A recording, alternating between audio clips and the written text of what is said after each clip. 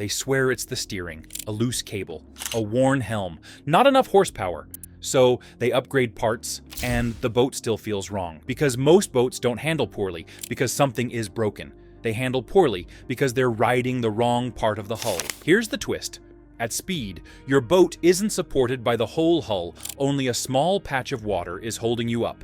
And that patch moves with trim, weight, thrust line, engine height, and prop lift. Miss that balance, and the boat starts arguing with itself, porpoising at one speed, chine walking at another, sliding or hooking in turns when you least expect it. No steering upgrade can fix physics. By the end of this video, you'll finally understand the hull physics nobody explains, and the exact fix order that stops the guessing. Weight first, then engine height and trim, then prop choice, and only then add-ons. Let's break down why your boat handles poorly and what the hull is really trying to tell you. The lie we tell ourselves about handling. Most people talk about handling like it is a steering wheel problem.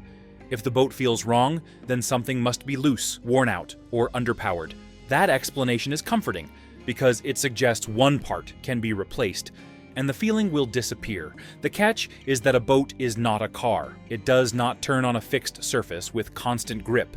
It rides on a moving relationship between hull, load, and thrust.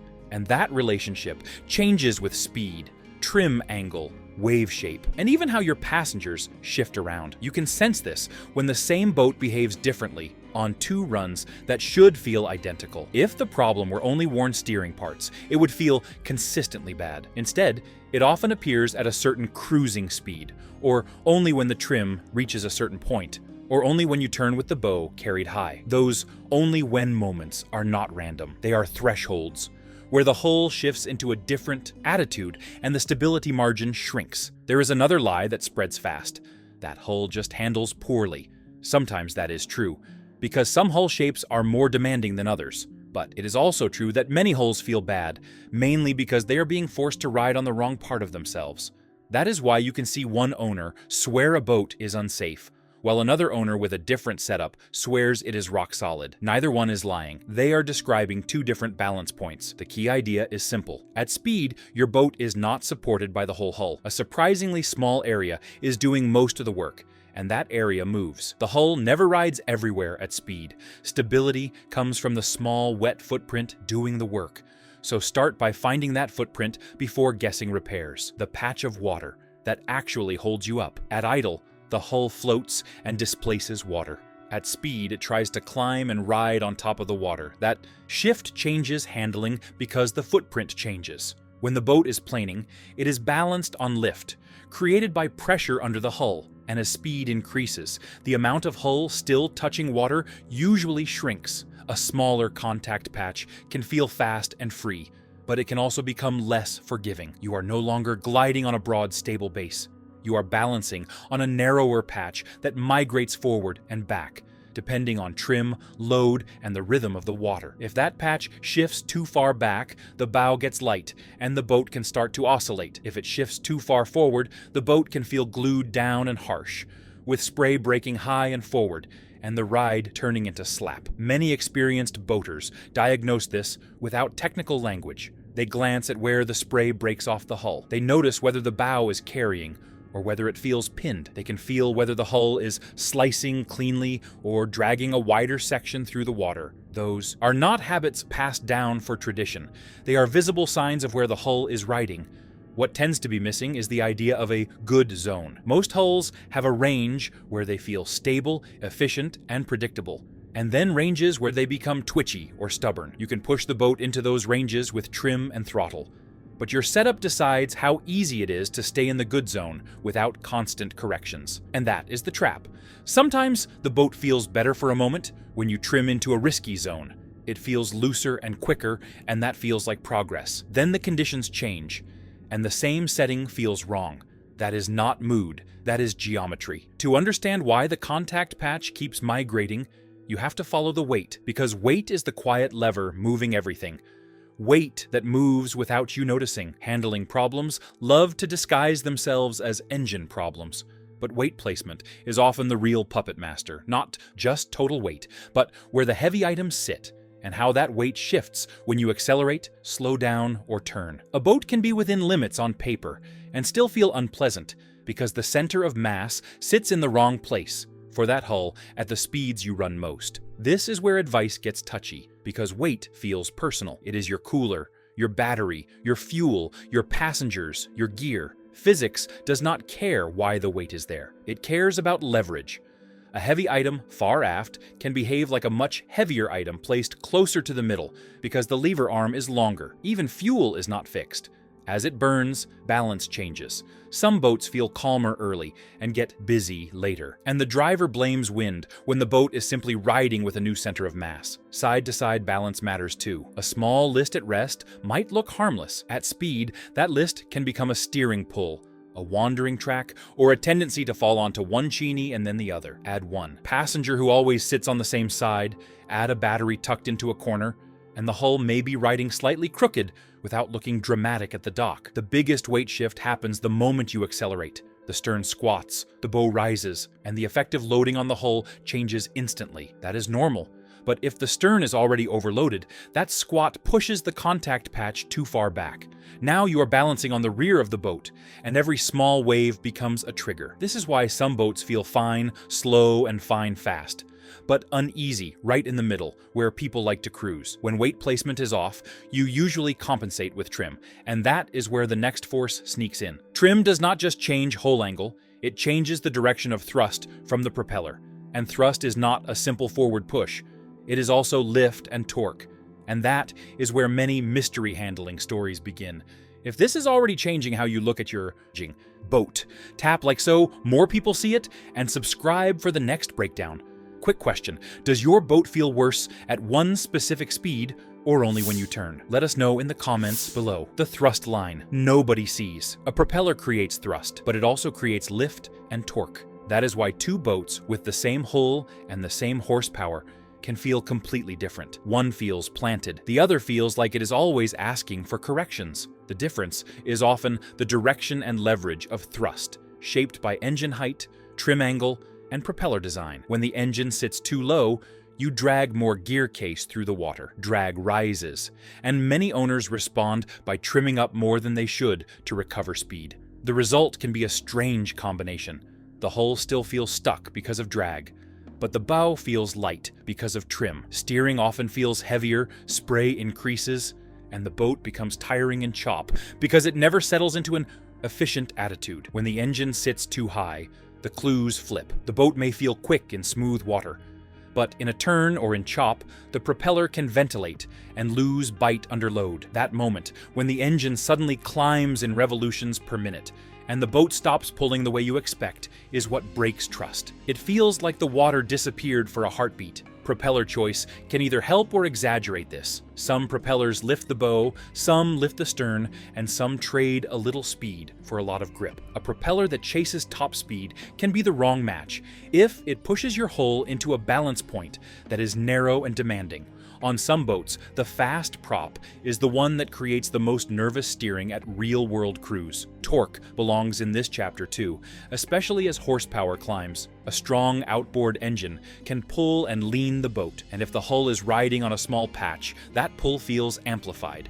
Owners sometimes call that a hull flaw, but very often it is setup geometry combining with torque. Once thrust and weight start arguing, the hull reveals it in a way drivers recognize immediately.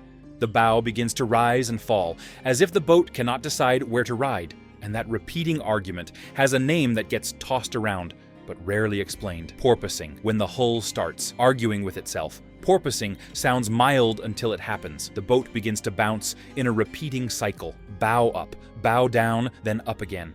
It feels like the hull is searching for stability and missing it every time. Because it usually appears at a specific speed, it can feel like something suddenly turns on without warning. What is really happening is a feedback loop. When the contact patch shifts too far aft, the bow rises. That changes the hull's angle to the water, which changes lift. The boat climbs, then falls, then climbs again. If speed and wave rhythm line up just right, the motion reinforces itself instead of fading away. Most owners trim down to stop the bounce, and that often works instantly. But the boat then feels wetter and slower, which makes it seem like one problem was traded for another. That is because trimming down is usually a correction, not the cure. It forces the hull back onto a wider, more stable contact patch. If you have to keep forcing it, the setup is asking for constant supervision instead of allowing the boat to run naturally. Porpoising is not just uncomfortable, it makes the boat harder to read, increases fatigue, and encourages habits that hurt efficiency. Over time, the complaint shifts from "it bounces" to "I don't enjoy running this boat." Jumping straight to hardware can hide the symptom without fixing the cause. If the underlying issue is weight bias or engine height, hardware may calm the bounce while setting the stage for the next problem. Treated properly, porpoising is evidence. It is the hull telling you the contact patch is wrong at that speed. Fix that, and you often prevent the next, more unsettling behavior that comes when the hull balances on an even narrower edge. Chine walk and the narrow edge. The first time you feel chine walk, it can feel like the boat suddenly became unstable without warning. The hull rocks side to side, as if it is trying to fall off an edge and catch itself again and again. Steering becomes active, and the wheel needs constant small corrections. Many drivers back off immediately, and that reaction is rational, because the sensation feels like the boat is asking for precision you did not plan on giving. The physics is not mystical. At higher speeds, many V-hulls ride on a smaller portion of their bottom. As the contact patch narrows, the hull becomes less self-stabilizing. Small changes in balance, wind or steering input, can make the hull tip from one side to the other. That tip and catch cycle is what you feel. Chine walk often appears at a threshold. Below a certain speed, the hull rides on a broader patch and feels calm. Above it, the patch narrows and the stability margin shrinks. People call that the boat coming alive. But if the setup is wrong, it is not alive, it is nervous. This is where debates about driver error start. Technique matters, but setup matters first. If the boat is loaded unevenly, if the engine height and trim push the hull onto that narrow patch too aggressively, or if the propeller lift exaggerates the balance point, the boat becomes harder than it needs to be. A grounded view is to see chine walk as a sign that the boat is perched on too narrow a footprint for the current attitude. Often, the first improvements come from centering weight, reducing extreme trim, and ensuring the engine height and propeller are not pushing the hull into an unstable balance point. And chine walk has a close cousin that shows up the moment you stop running straight, turning loads the hull and propeller differently, and it tends to reveal whether you have real grip or whether you have been living on borrowed stability. Turning when grip becomes a verdict. Turning is where handling stops being theoretical. In a straight line, you can trim around problems and choose calmer water. In a turn, the boat either bites predictably or it does not, and you feel that verdict instantly. This is why people often say a boat handles fine, until they have to dodge a wake or make a fast correction. Two patterns appear again and again. One feels like sliding, where the stern drifts wider than you expect, and the boat feels like it is skimming. The other feels like hooking, where the hull grabs harder than expected and snaps into the turn. Neither feeling inspires trust. Trim is a common trigger. A boat trimmed high may feel efficient in a straight line because less hull is touching water. But when you turn trimmed high, you ask the hull and propeller to do more work with less grip available. If the propeller is close to ventilation, or if the engine is mounted high, turning loads the propeller, and it can lose bite. That let-go moment is subtle in calm water, and more dramatic in chop, which is why some setups feel fine on one day and sketchy on another. Weight transfer matters too. When you turn, load shifts and the contact patch changes shape. If the boat is already biased to one side because of batteries, passengers, or gear, the turn loads that bias. A small imbalance becomes a noticeable lean, and that lean changes how the hull bites and whether the propeller stays hooked up. This is why experienced drivers often trim down slightly before a hard turn at speed. Not because they want to slow down, but because they want more hull in the water and a wider stability margin. It is a small move that can make the turn feel predictable instead of surprising. If you want an honest way to test whether your hull and balance are healthy, there is a surprisingly small tool that reveals the truth without brute force. It is the kind of motor people think is too small to matter, which is exactly why it works. The small outboard engine that exposes the truth. A small outboard engine cannot bully a hull into behaving, and that is the point. When you run a boat at low power, the boat must track and balance honestly, without speed masking the problems. This is why auxiliary motors can reveal issues that a powerful main engine hides. At low speed, if the boat wanders, pulls, or refuses to track straight, many people blame wind and current and move on. Sometimes that is fair, but sometimes that wandering points to a setup issue, the engine not centered, a steering alignment problem, or a hull riding crooked because the load is not balanced side to side. This test matters because it removes drama. There is less noise, less speed, and fewer excuses. If the boat feels calm and tracks straight under small power, it is a sign the hull is not fighting itself. If it feels busy, even at a relaxed pace, then the high-speed issues are rarely just speed issues. They are setup problems that speed magnifies. That is why the temptation to skip diagnosis is so dangerous. The market offers advice that sounds decisive and simple, and it can raise the stakes without solving the cause, which leads to the most common, expensive mistake. The expensive advice that raises the stakes. Just add horsepower. Sounds like wisdom because it seems to solve every complaint. If the boat is slow, add horsepower. If it struggles to get on plane, add horsepower. If it feels unstable, add horsepower to power through rough water. That last belief is the dangerous one. When the real issue is balance or where the hull rides on the water, extra power only moves the problem to higher speeds. More thrust pushes the hull onto a smaller contact patch, where lift increases faster than control. The boat may feel livelier, but its stability margin shrinks. The same steering inputs that once felt comfortable now feel twitchy. The driver trims more often, corrects more often, and the ride becomes busier, not better. Changing the propeller can help, but it often hides weight imbalance by lifting the wrong end of the boat. You feel improvement in calm water and disappointment in chop. It is a temporary fix disguised as progress. Trim tabs and foils fall into the same category. Used thoughtfully, they widen the safe zone and improve efficiency. Used as rescue gear, they add drag and confusion while concealing the real geometry problem. The truth is that most boats do not need more power, they need better setup. Diagnose before you upgrade, shift weight first, adjust engine height next, revisit trim habits and propeller choice before spending thousands on brute force. Each change should stand alone, tested on more than one day. A predictable boat that behaves across different loads is worth more than a few extra miles per hour. Power makes a boat faster. Balance makes it safe. Anyone can bolt on horsepower. Few take the time to earn it. When you understand how the hull carries weight, lifts, and lands, speed becomes the byproduct of control. And that control is the difference between a fast boat and one that just feels fast for a moment before reminding you who is really in charge. The fix order that stops the guessing. Start with weight, because weight decides everything that follows. Before touching the engine or the hardware, take inventory of what the boat is actually carrying. Batteries, fuel, coolers, anchors, spare gear, and even storage boxes all have leverage, not just mass. Notice how far aft the heaviest items sit and whether they are clustered to one side. A slight list at rest is not cosmetic. It is the hull quietly telling you it is already biased before speed enters the picture. If you move a single heavy item forward and closer to the center line, and the boat suddenly feels calmer at cruising speed, you have identified the cause without spending $1. Once weight is reasonable, look at engine height and trim behavior together. These two are inseparable. Ask simple questions instead of chasing theories. Does the boat need a lot of positive trim just to reach a comfortable cruising speed? Does the steering feel heavy, loaded, or torquey, like the boat is pushing back against your hands?